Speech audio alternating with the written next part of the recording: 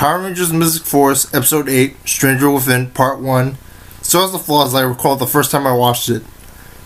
Vita being a vampire was campy, and it wasn't like Mad Ranger where it had a sort of preschool feel to it. Vita's actress had no idea what to do when she acted like a vampire, has no desire to portray one, and I can't really blame her. She has a tan also, which really doesn't help when casting her for a pale-skinned vampire.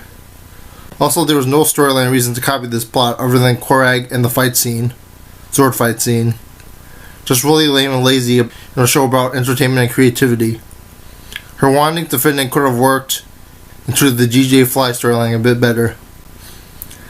Chip becoming a part of Count V was nonsensical, but it played up the character who is played by a character who would say this.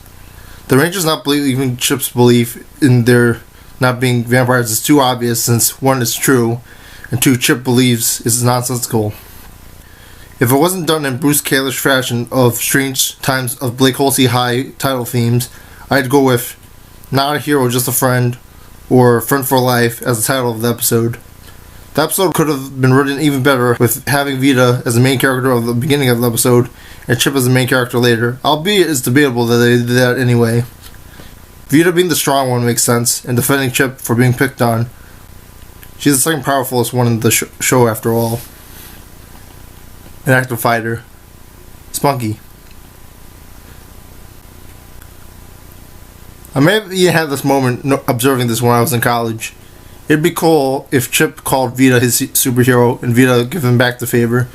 However, this is me watching the episode to figure out the process. Writing and directing without the knowledge is very different, and being on that type of television schedule, I could have screwed that up. That and the fact that they probably did the rock porn scenes together, the root core scenes together, outside scenes together, etc. shows that they made a rather cohesive show given the shortcuts they used. Chip does use fighting footage in the DJ Fly scene, which is pretty cool as well. DJ Fly could have referred to flying bats, which is an interesting US adaptation of that.